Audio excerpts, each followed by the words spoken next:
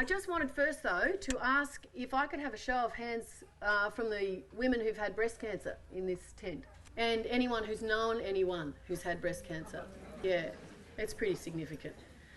I didn't know anyone with breast cancer until Nadia Faha was diagnosed with breast cancer. Nadia was a mate of mine. I used to flat with her in Longreach when I worked for the Country Life, and she was, I think, the third or fourth ABC girl to get breast cancer, ABC person who'd worked at Toowong Studios. You all know the story of the cluster. I think the latest count is about 18 women who worked at those studios who got breast cancer. No men, no male cancer, only breast cancer, as far as we know, and all the women are still around.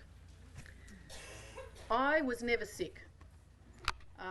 I got to 40, I had my babies, got pregnant easily, had my babies easily, never got sick until on the 21st of July in 2007, I had an argument with my husband, as you do, one Saturday night, and I got into bed and I was scratching under my arm and I found a lump.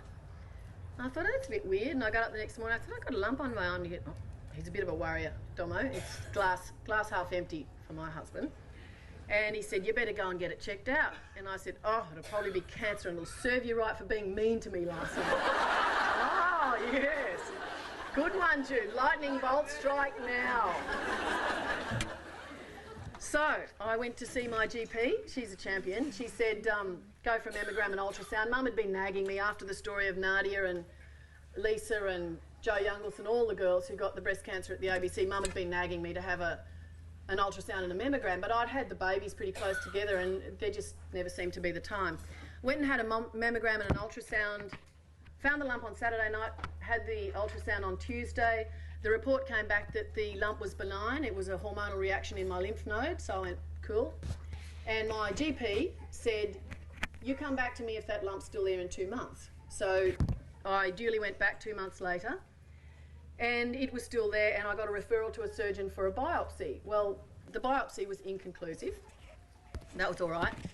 And he said, oh, that's okay, that's pretty common, but I do want to take that lump out, I'm not happy with it. Yeah, righto. So I went in for day surgery on the Tuesday. He saw the surgeon as I was walking out. Yep, he said, went well, good.